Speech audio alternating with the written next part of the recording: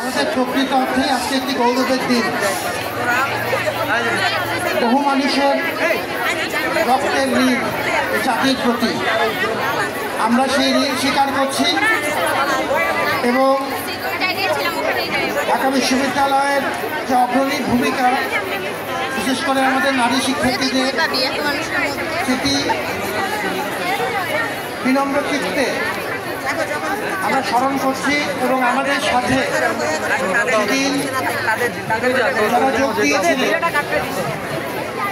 বেসরকারি বিশ্ববিদ্যালয়, বিদ্যালয়, মহাবিদ্যালয়, মাদ্রাসা সহ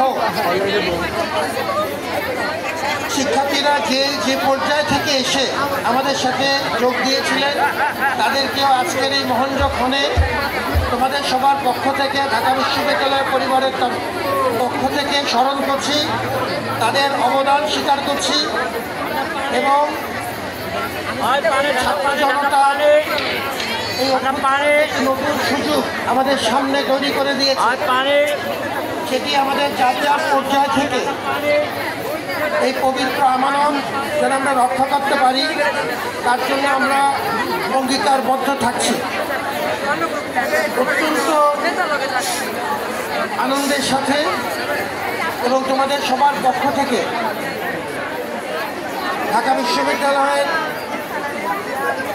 নারী শিক্ষার্থীদের এই অসামান্য অবদানের একটি ক্ষুদ্র স্বীকৃতি হিসেবে আমরা 14ই জুলাই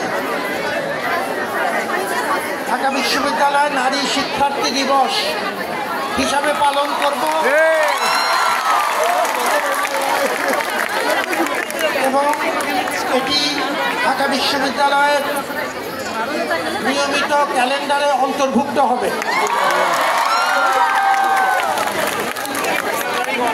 এটি অভ্যুত্থানের যে মাইল ফলক তোমরা স্থাপন করেছ, তার ধারাবাহিকতায় 17ই জুলাই আমরা সন্ত্রাস প্রতিরোধ দিবস ঘোষণা করছি।